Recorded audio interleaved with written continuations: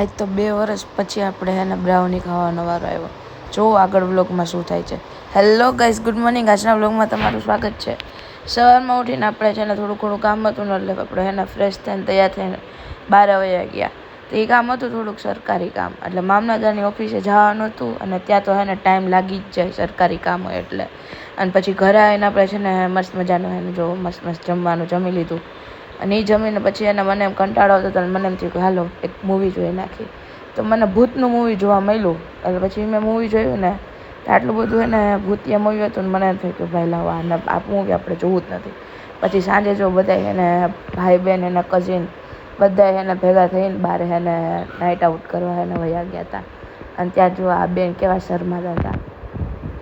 અને પછી 2 વર્ષ રહીને આપણે છે ને બ્રાઉની ખાધી, કેમ કે આપણને છે ને બ્રાઉની ખાવાથી થોડીક એલર્જી છે, કેમ કે એનાથી એનો અવાજ બેસી જાય. પછી ઘરે આવીને આપણે એને સરકાર મૂવી જોવાનું હતું, કેમ કે આપણને પાછો કંટાળો આવતો હતો. એટલે મળશું કાલે બીજા બ્લોગ સાથે. ત્યાં સુધી બધા લાઈક કરો, શેર કરો, કમેન્ટ કરો, ફોલો કરો. બાય.